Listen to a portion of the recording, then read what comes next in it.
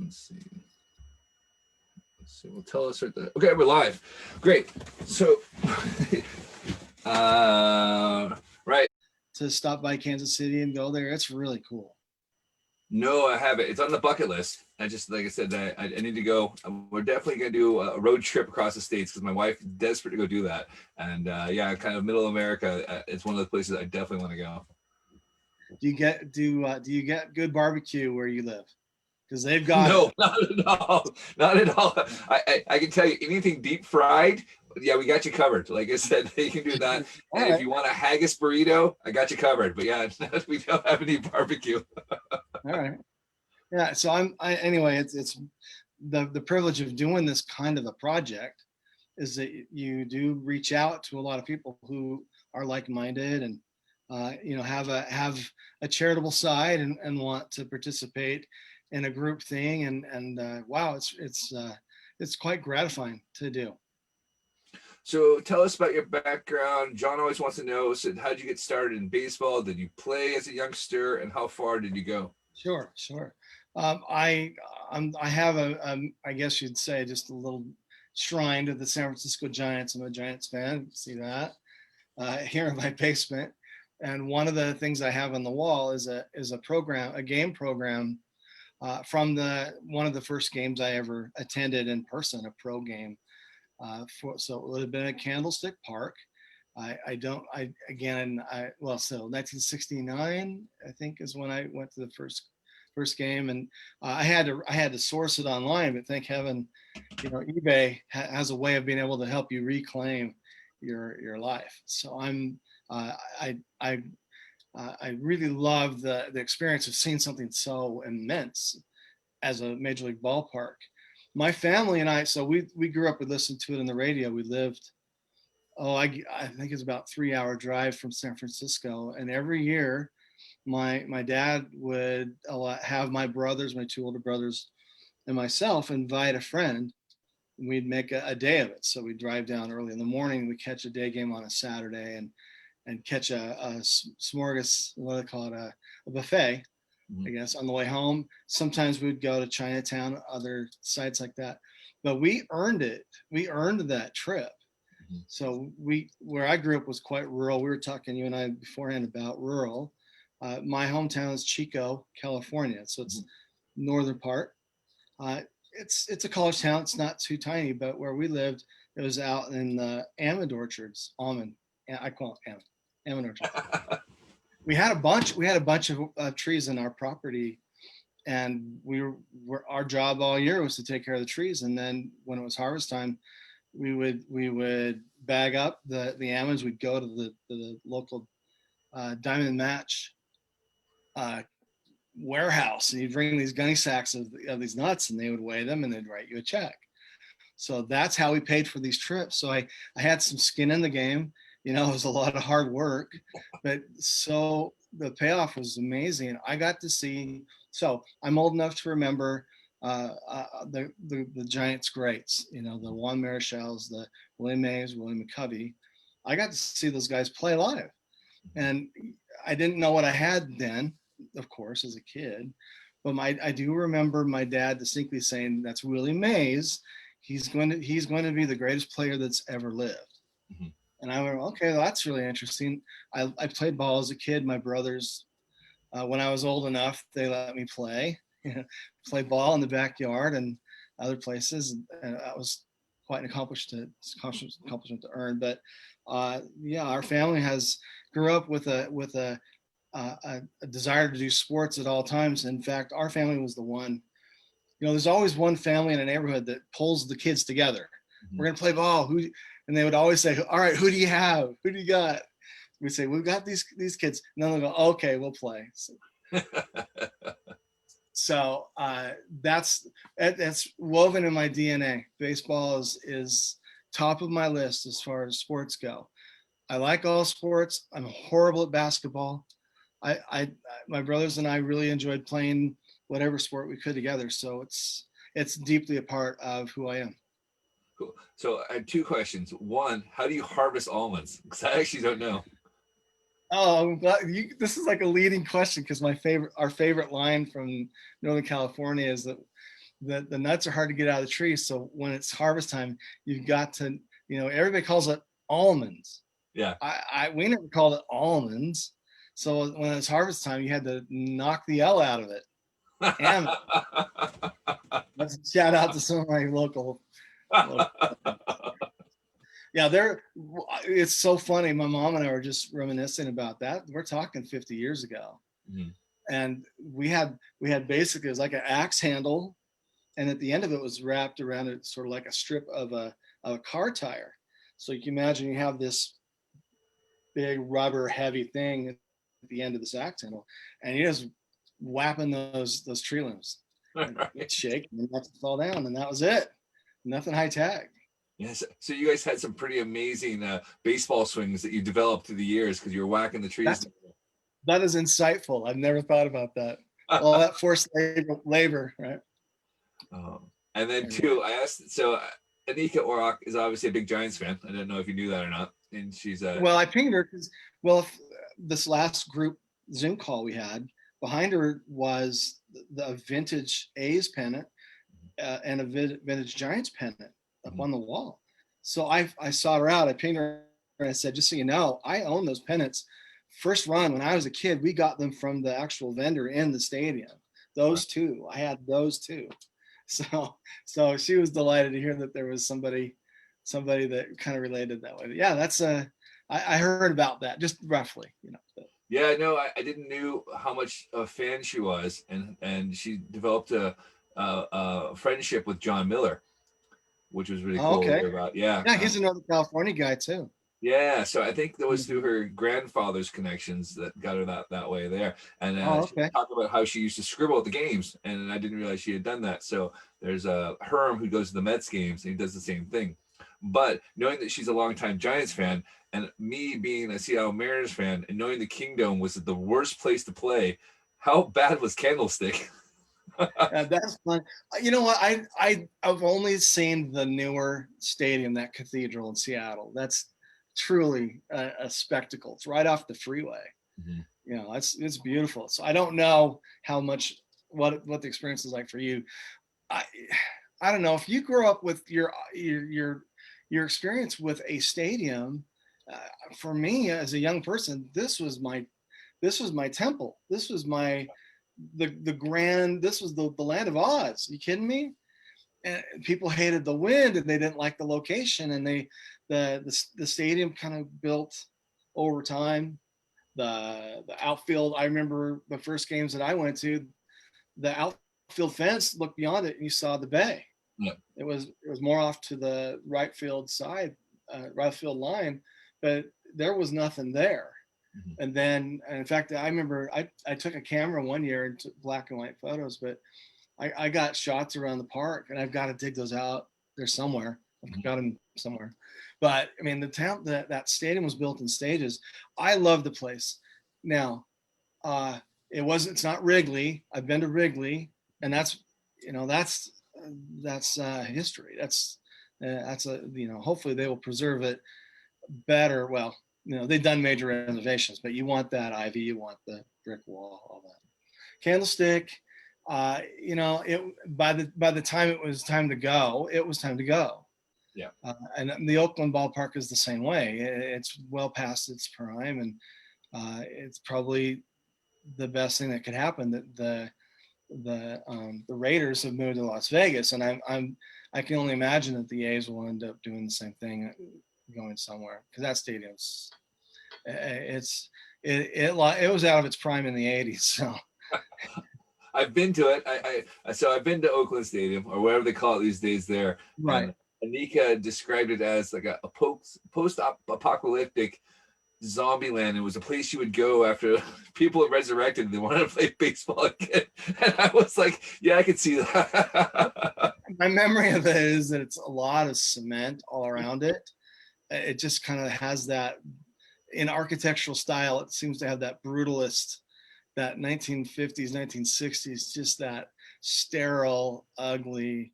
But inside the park, I still think it's beautiful inside. So who am I? I think every major city is a bit of home, and I taught my kids, who are now grown and they're all married, I've taught them the love of the game, and wanting to participate, taking them to games. I said, I'll be long gone off this earth. Every time you're at a major city, there will be a ballpark of some kind, and you'll always have a bit of home. Mhm. I think that's maybe, and I don't know if you feel the same way, but I feel like one of the beauties of baseball is that there's a connective tissue that spans these generations. And I know that sounds grandiose a little bit. It's true. Mhm. My dad, who's no longer with us, used to watch the Giants play. I think it was in Seal Stadium in San Francisco before they even went to Candlestick. So he remembers the early games when they came out of New York.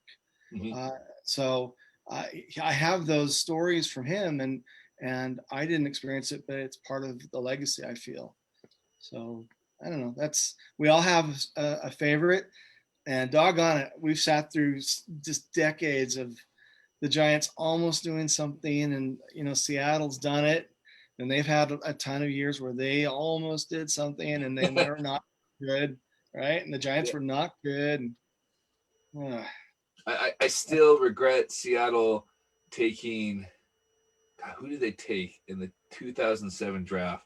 Brandon Morrow instead of Tim Lincecum. They could have had a oh, hometown guy, and they went with Morrow. And then I watched Lincecum just take off, and then it always killed me. It was like, oh man, here was a guy that was obviously went to a local school and grew up in the area. He would have been a great story.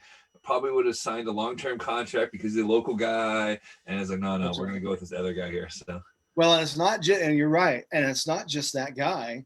It's the team starts building pieces around him, mhm. and that's the beauty. Is you have one piece to build on, and Madison Bumgarner is another example for the Giants. All of a sudden, you have this contender, and you go, "Wow! Finally, we have a postseason to kind of think about." And yeah, you're right. Yeah, and Tim loves Seattle. Whenever he's interviewed, there seems to be some reference to that. Yeah, no, he was well, he was much younger than I was, but yeah, but he was always my guy. Like I said, I was like, anytime a Seattle guy makes it, I got to root for him. So This as an interesting side note, interesting to me. So he leaves the Giants don't sign him. He is now picked up. I think it was by the Angels, the Anaheim Angels, LA. I don't know the call. yeah, What yeah, do it's still the they? California Eagles to me too. Yeah, You know. But the nice thing is where I live here in Utah, there are two teams that are affiliates of the Angels. One of them is my little team that could, the Orem Owls, who uh, I are really close, and I'll go to. I have season tickets, and I'll go a lot. But they also have the Salt Lake Bees, and the Salt Lake Bees is their AAA. yeah. So they recognize the hat. Yeah. So Timmy came through Salt Lake it was part of his rehab, and of course I went up to watch him pitch. He got shelled for 2 innings, and then after that he was in command. I was going, Cool. whoa, look at that. Maybe there's something here. Maybe he's going to be able to pick it right back up, because he was sort of a hangdog after 2 innings of getting hit. But boy, once he kicked it in, I Yeah. went, oh, look at that. That's what I saw in San Francisco. That boom, boom, Yeah. boom, right? So that was a thrill. I took a bunch of pictures then, and it was nice to be able to actually see him that close. I saw Timmy pitch in San Yeah. Francisco, but my seats were way. The nosebleeds. Yeah, yeah.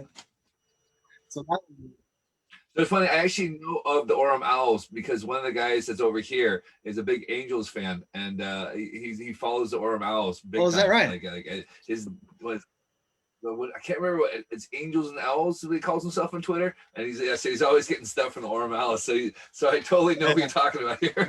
They've got a former pro named Corey Snyder. He used to be on the Indians, and I think he bounced around a little bit. But he's one of their managers, or not on the field, but he's one of the front office guys. And so it's kind of been fun to get to know him. He was an old BYU star in college, and then went pro, of course. But now he's in the area, and so he's in Orem. And then I do their posters every year. I do a poster for them every year to promote them, and have a nice little relationship with them. So That's awesome, because I did see that on your Instagram, and I was going to ask you about that, if that was something you did professionally or something you did for fun or that. And I totally saw Corey Snyder because I've got a buddy who's a big Indians fan, and he loves Corey Snyder. Oh, is He that was right? just like, he was going to be our savior, and then they have, he's like, so anytime I pull a Corey Snyder card, I pull it out and I save it for Yeah, him. yeah. So Well, actually, a really good card of his. We'll talk more about the different card sets that you pulled. When you said 87 tops, that lit my face up because I went, oh, all right, I know 87 tops because that was the next year after I was married. So newlywed, and my wife and I lived in an apartment, and our apartment didn't have a washer dryer, so I would go to the laundromat just not far away, and on the way I would pick up several packs, 50 cents a piece, of the 87 tops. And so I'm waiting for the laundry to get done, and I'm going, got it, don't got it. Ooh, look, I'll save that. Rated rookie, ooh, save that. Future stars or whatever. yeah, And yeah, Corey Snyder's card in that set is quite nice. It's a nice card. yeah, absolutely, yeah. So maybe, So it's interesting. So I was going to ask you this because I've asked the artists about this. So everyone's collected cards. I think there's only been one person who hasn't collected cards. Looking back at the cards now, from an artist's perspective, do you see the design elements in it now? Because previously, like you said, you flipped through the cards and went Bo Jackson, rubbish. Oh, I need this guy for my set now. So you didn't actually look at the design element. And now that you've grown up, you can look at the design element and just kind of go, oh, actually, there is some art behind it. that's an interesting question. Let me ask you first if that struck you, and I have an answer for mine, but I'm intrigued by it because look at the wall behind you. Obviously, it's a passion of yours. What? Let me ask you the same question. So I was so I'm a stay at home, or I was a stay at home dad. Now I'm doing the Dugouts Classics and doing the jerseys there. And so I like hats and I like apparel. So I'm an apparel guy. And then I kind of did a deep dive into logos, and I came across Jimmy Parker and Beauty of the Game. Have you seen him or not? Yeah. And he was talking about the baseball is art show that's out in Shelby, North Carolina every year. Yeah, yeah. I want to be part of that someday. See, that was awesome. And the first year they did it, or the first year I noticed it. So Pete Sack, who's involved, we went to middle school and half of high school together. And I saw he was showing in that. And like, that's really cool because I knew he was the artist and I knew he did, baseball, and he particularly he liked the 40s and 50s and that there. And that kind of opened my eyes to look at cards and go, yeah, actually there was a lot of design in there, and they would have put some thought behind it. Where when a 12-year-old Jason would have gone, cool, I'm looking for Mark McGuire's and Canseco's and Bo Jackson's, and just flipping through and not paying attention to it. Right, right. But it rubs off on you, doesn't it? I mean, it can't help. The aesthetic rubs off on you, which is why I think that there's certain card years that are just really lovely. They're really quite classic, and there was a lot of care gone into those. Tops hit it every once in a while, but man, nothing quite like the late 60s, early 70s when I was collecting as a kid. Yeah. We kind of stopped. We stopped after 72, I think. We'd get on our bikes on a summer day. We'd ride our bikes a mile away to Neal's Market. We'd get our packs of cards 5 cents, and they raised the price to 10. And then it was like, all right, it's kind of getting out of our range a little bit, but we'd get our cards. We'd come back, and it was the I forget which year it is, but it's really a nice gray border with the script for the names. I remember my brothers would be pulling Willie Mays, and they pull these marquee players. I remember Hank Aaron is another one, and I didn't get any of those. I never did. Did. Yeah. But I do remember the excitement of those specific sets. Yeah. The first couple years of Upper Deck, I think, were nice. I quite liked some of those, even though they didn't evoke history so much. They had a nice design. Even, I don't know, people's opinion on was it the reintroduction of the Bowman set was it the late 80s with it was 89 because the cards were bigger, and that drove me insane. Yeah. They didn't fit into the plastic sheets. shoot. But I thought even that was nice. But design sticks with you, and that's my point. Was that the classic baseball, all the just the programs, the do we call we call them the schedule. Yep. Yeah. Those folded things, and I know that some of them still have them. We go to the gas station that was also by Neil's Market, and we'd get a stack of the Giants calendars. Even those had an aesthetic to them that I liked. And if you notice, in the 60s, 70s, illustration was was a big part of it. So I believe that had some influence on me, thinking, I wonder if I could do that. That's so cool. Hmm. So yeah, I think we have some similar experiences there. Yeah, exactly. I think so too. I think it was, yeah, it was just someone that needed to shine that light on there and go, yeah, okay, that's actually really cool. So, all right, so we've got about 15 minutes left. All So right. we haven't even touched on your art. It's been awesome, but I had a quick question there. You're drinking water there, but I wanted Yeah. to know. Because I'm talking too much. That's why. It's all good. So where is your molten mango hothead Slurpee and Coke Zero combo? Oh, good for you. That's a deep dive. Yeah.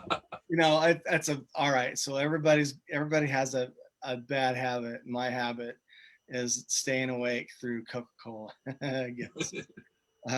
And I happen to, let me tell you something. It's Boffo. It's really good. And people look at me, so that's a Slurpee, not Slurpee brand, but one of the whatever, right? They Right. do the icy soda mix, whatever that's called. Yeah. And it just happened that there's this it's a peppery thing in the same way that peppermint is peppery, but it doesn't taste like peppermint, but it has that that bite.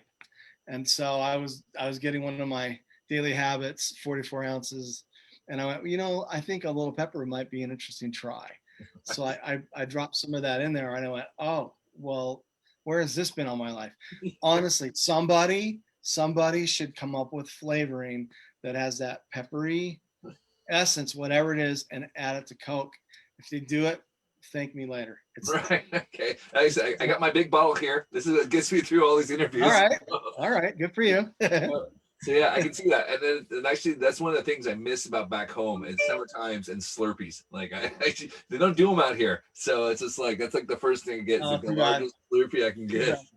But you guys have that awesome that frozen custard, whatever that's to me that's really good. Yeah, you have that, but it's one of those. That's probably one of the few things I miss from back home is Slurpees. And the same thing when I go back home, because I'm usually out hanging out there when we drink. My hangover cure is bacon rolls, and I use no one does bacon rolls. Maybe one of these days I'll slide a Slurpee on down your way with one of the hothead things just so you can try it. It's good, man. We'll go to an Owls game and we'll have one there. I've got my favorite seats, and they're all mine. 4 seats every game. Awesome. All right, let's talk about your art. Let's see. How did you get started? Because I said it looks like you've been doing it for a little bit. Sure. Well, I started I like dinking around. Seems like Cub Scouts, Boy Scouts. They did art projects a little bit in school. When it was a rainy day in Northern California, my mom would try to direct our boyish energy into something. And oftentimes she would set up various crafty projects, artsy little things. And I kind of went, that it's sort of like golf. If you can get one good shot in a golf game, you'll come back and you'll do it again. If you don't get any good shots, I think you hang it up. So that's what happened, is that I had a couple decent experiences, and I kind of logged it in my head that I liked it. To make the story shorter, I was in high school, 10th grade, never had an art class. And the story goes that one of our projects was like a watercolor. We were all working on a watercolor, and I picked a boat in a bay, not unlike what you must experience in Scotland, just a really nice, hilly, and then it's the water stuff. And I did a really awful job, just really crummy. It was really frustrating. And my teacher took notice of that, and he walked me through how I felt about it. I said, well, maybe I'm not artistic. Maybe that was something I did as a kid. And he said, I have some ideas if you're willing to take those ideas. I said, absolutely. So he said, let's start by scrubbing this off. So I didn't know you could do that. So I put it underwater, this watercolor, scrubbed it off. Now it had a kind of nice little light greenish blue hue to it, but nothing else. And then I redid it, and he gave me a couple of pointers, and it turned out all right. But they made me art student of the week, which is no big deal. Chico High School, art student of the week. They put the artwork up on the wall for a week, and I went, well, it's not. There are really wonderful artists in this class. Why are they doing that with me? And they wanted to drive home the point that I listened. I listened to their suggestions, and I went, okay, So I really focused on it. I tried hard, and I kind of started figuring out that watercolor wasn't my thing, but acrylics was, and I'm using acrylics to this day. It's very forgiving, and it's malleable, and it wants to be. It wants to either be an oil painting that's sublime, or abused with power tools, and it's gritty and it rips, and it has this texture and character. And so I've branched out over the years. I got my marketing degree. I stayed in the area, worked doing software mostly for 30 years, and around 2000 I went, I can do that fine. I can do that. That'll make me money. I really think I want to try to paint. I really want to see if there's something there. So I just started doing stuff and making mistakes, but I was like, well, maybe I haven't missed much in the last 25 years or so. Maybe I'm able to pick this up. I joined an artist guild, and I did a little painting this big of a building. We used to have a steel mill that was taking up the eastern side, the eastern shore of the Utah Lake, which is close to where I live.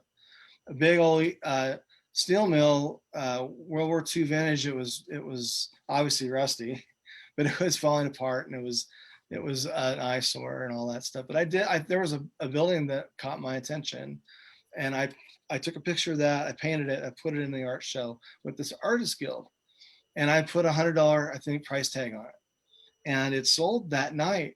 And the way it sold is there's a woman that came up to me. I don't know. I was just standing there, and she says, "Are you the one that painted this?" I said, "Yeah, that's me." And she started bawling. I'm like, "Wow, what's going on?" She said, "That's my dad. My dad's whole life is that building and that place. 35 years he did." Da, da, da. And I went, "Oh, I get it. Art can be created, but it no longer belongs to me. That now it's the perception of somebody that appreciates it and are willing to pay money for that." I really learned a lot, and I also learned. So yeah, I pursued it, but I also learned, wow, when I'm painting baseball or some a family a special retreat that they have in the mountains or something, my job is to walk really softly in that world and to be very sensitive, very careful. And I've tried to make that as much a part of my work as any other thing I do. So I know a lot of artists are willing to go where angels fear to tread, and uh, I kind of think in my mind, well, maybe there's too many artists, and they all want to be unique because they're willing to paint just really awful things, really awful things. And I'm going, why would you waste your career if you have talent on that? Right. Are you getting the buzz from notoriety that you've done something nobody else is willing to try? Is that your thing? Whatever, let them do that. I'm never going to do things where I feel like I'm treading out of into someone else's world that's disrespectful. I will always try to do things that are new. I want to grow, and I want to do some really cool things. I will never be without something to paint. I have years of ideas, and I feel like my career is simply the ability to translate someone else's world or even my world, but in a way that they can put their arms around it and have an experience with something that's really important to them, something that's meaningful to them. They've got it. It's this tangible thing, and that's gives me the juice to do it. Nice. That's an awesome answer. So that was really cool to hear that. Cool. We've got about 5 minutes here, so I'm gonna let you plug your website and your social media. Okay.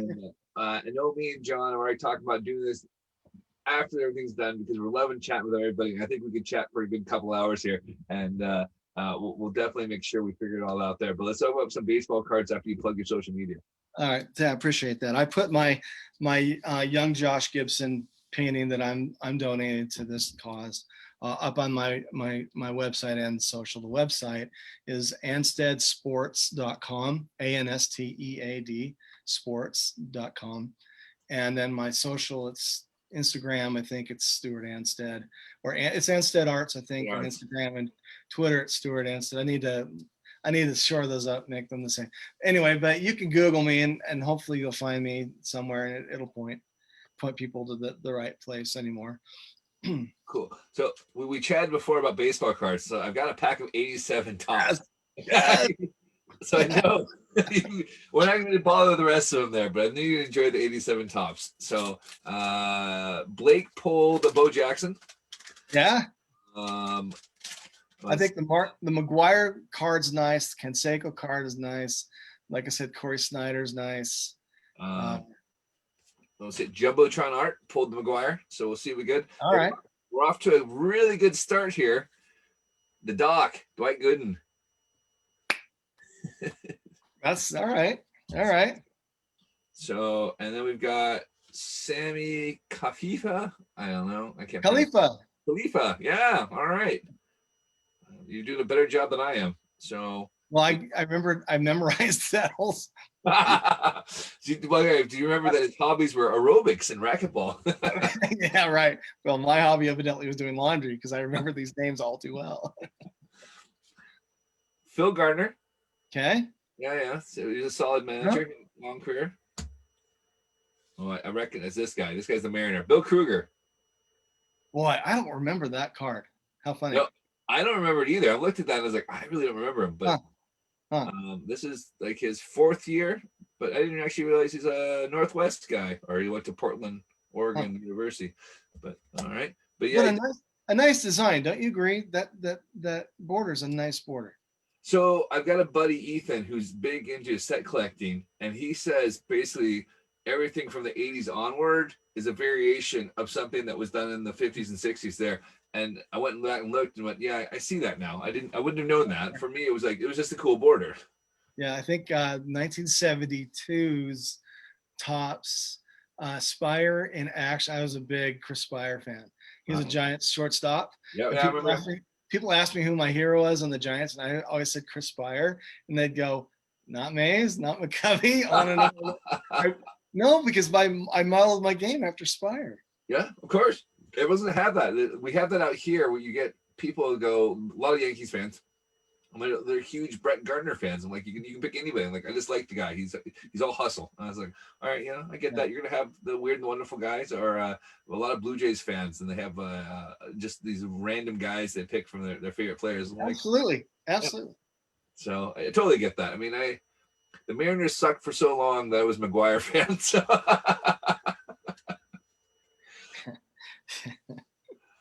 All right, Rafael Santana with the Mets. Oh yeah. Sit down. He played 1 year with the Cardinals there. RJ Reynolds with the Pirates. Yeah, I remember that. Remember that one? And he's smiling big. That's cute. And that hat. How about that hat? Right. I need to get that hat. So I'm a hat collector. Or at least I haven't bought any hats in a while. But I got about 100 hats. So I'm trying to go back and get all the old ones there. That's right. It's hard because the exchange rate's rubbish, and by the time you ship stuff over, it's just not worth it. So eBay is my best friend. All right. Oh gosh, we cards stuck together here, but we'll pull them apart if we can. Jimmy Key with the Blue Jays. Okay. Not a bad card. I don't remember this guy, and he's got the gum stuck to him. Chris Welsh. Don't remember it. No, not at all. But you got the gum stuck there. It's not coming off. So it's solid in there. Mark Salas with the Twins. Okay. I remember the name. I don't remember that card, but I remember the name. Catcher. So it was just It was the starter in '85, but '86 he must get hurt or something like that. So, Huh. Mark's brother Bobby once pitched in the minors. So that's Yeah, see, that's what I love about cards. I miss the whole stuff in the back and reading those yeah, all there. yeah, I agree. All right, we've got a future star here. You want to guess who it might be? BJ Surhoff. Oh my gosh, you got it. That's who it is. No way! No way! Do I That's win awesome. something? Oh man, that's a great guess. I'm so glad. When we were talking to Ramon Mija, his favorite player was Greg Jeffries. We pulled the Greg Jeffries card for him, so that was awesome. That was my next go-to. Right. Because it wasn't going to be. Was it Bo Jackson was one of them? Bo Jackson was one of them. Yeah, I knew it wasn't going to be. Yeah, but I remember the BJ Surhoff. I keep getting that going. Where's my Bo Jackson? Craig Reynolds for the Astros. Okay. Oh, we've got a all-star rookie card. Let's see if you. That's a tough one because that has like Canseco. It's a player. Yeah, what does it say? What position? It's a pitcher. Oh. Yeah, it's a tough one. I would have struggled to get this one as well. Was he a National League 84 Olympic team member? Oh gosh. Go ahead and show me. I won't get it. All right. Todd Worrell. Todd Worrell, okay. Yeah, he came through the Giants, as I remember it, at some point after yeah. Yeah. All right. Rod Kittle. No, you know what? At the time I really didn't like Yankees. And Reggie Jackson went from the A's to the Yankees, and I hated that because they were winning. And then he went to the Yankees, and I went, well, of course, why wouldn't? So yes. For a while there, I didn't like any Yankees. So. So it's funny we talked about old cards, so we pulled a Roberto Clemente. Oh, look at that! Yeah. I forgot about those. That's right. Yeah. So were you collecting these years? Because this is '72. I'll be darned. Yeah, now look, that design, of course, is pretty 70s, right? It's absolutely. Dynamic. It says disco all over it. That's pre-disco. Yeah. I love that. Like I said, if I could afford to buy packs of these, I'd afford to buy packs of these. But it's long out of my budget. Is that right? How much do they go for US? I don't know. So Tad was asking me about, was it 78 tops? It's that with the George Brett and the Robin Yount rookies, and he's like, if you can get a box, we'll open a box of those up. So I looked, and it was $3,000. I was like, yeah, no. Yeah, so that's out of my budget. There's a lot of boomers like me that want to reclaim their childhood, and there's minimal product available, right? So that's of course. Yeah, that's it. So I think maybe I would, if I did something like that, I'd buy the set and just piece it up that way. I'm not gonna try my luck and try to pull perfect rookies. It's not gonna happen. Shoot. All right, we got a Royals team card. Is that, I can't tell, is that George Brett? Like on the right? I think so. And Frank White. It's tough to tell. Yeah. So we got two more. We've got Dave Concepcion. Oh, I don't remember that picture either. It's a good one. Yeah, it's a good one. I do like that. I respected the Reds. I kind of liked them, but they weren't the Giants. And your final card, we got Rod Scurry. Well, I don't remember him either. So I got the BJ Surhoff. What do you want, man? And the good one. He started off with the good one. So yeah, sure. Cool. Like that. Daryl Strawberry has one of my paintings, and it was fun to talk about Gooden, and also Dykstra would have been around there. Keith Hernandez, Ron Darling. Yeah. Oh man, for some Mitchell. He I think he was a Red, and he played. He was a 5-tool guy, and he grew up with him. And he and Straw held the bat both the same way. It'll come to me when the show is over. Anyway, but say Chris Brown. No. Eric Davis. Yeah. If you watch them in the batter's box, the bat's way low. And I said to Straw, we had a nice little private conversation for a bit. I said, I know you had an awesome swing. Didn't you start here at a disadvantage because you had to bring it up? And he looked at me, and he was actually a little bit peeved at me. He goes, dude, it was how I did it. And it worked, don't you think? I said, yeah, it worked. It worked great. It felt like, but you know, it's funny that you, those two grew up together. They did it exactly the same way. And I never put that together because I didn't know they were buddies. So So yeah. there's a great book on Daryl Strawberry's high school team because apparently it was the best high school team ever, and it chronicles his senior year. So they were saying Chris Brown, who played for the Giants and the Padres back in the mid '80s, he was the better player than Daryl. Daryl had the more talent in there, and they talk about all those players there. And I don't know if Eric went to another school, but they grew up together. Yeah. Interesting. Yeah. And yeah. This anyway. So my brothers and I would practice the little very distinctive batting styles. You know, it was the Willie Stargell did this, and you know, some of these other guys did all these different crazy things. So those funny things, they stick with you, don't they? Here we are 50 years down the road, and those things are important somehow. Stewart, it's been awesome. We'll definitely have to catch up offline here. Thanks so much for coming on. Yeah, a privilege to be on a show. Tell John that I'd love to pepper him with questions if we can pull that off. Yeah, we'll organize something so you guys can all ask us the questions and we'll have a beer together. Yeah, I appreciate very much being on and being associated with you guys for this cause. Oh, thank you so much, man. It's been a pleasure. You bet. Cool. Thank you. Have a good one. All right. You too. Bye now.